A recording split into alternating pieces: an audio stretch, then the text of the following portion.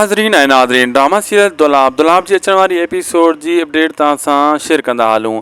छा रहज़न वारा धोखो त न कंदा मंसूर खान सां? छोकिरी वठी वापसि सोडल खे मतां न छॾनि, आलम खे मतां न छॾनि।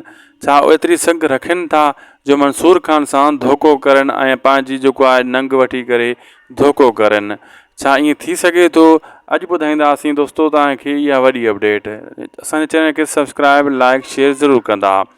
दोस्तों मां तव्हांखे ॿुधाईंदो हलां, रहज़न खे ख़बर आहे त मंसूर खान वॾी ताक़त आहे। असां इन जे साम्हूं नथा थी सघूं ऐं इन सां धोखो बि नथा करे सघूं।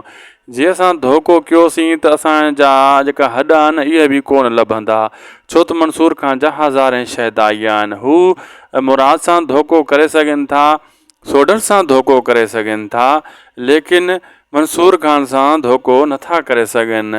इन जे करे मंसूर खान जी हाणे सोडल खां पुछी ठिकाणे जो, छोकिरी जे ठिकाणे जो पुछी हितां वेंदो ऐं रहज़न वारनि खे चवंदो तव्हांखे फलाणे ॾींहुं छोकिरी मिली वेंदी, ऐं छोकिरी खे उतां वञी जेको आहे वठी पाण वटि हथीको कंदो ऐं उहा छोकिरी मंसूर खान खे चवंदी मां होॾे न वेंदुसि, मूंखे मारे छॾींदा, तूं पाण वटि रख, शादी कर।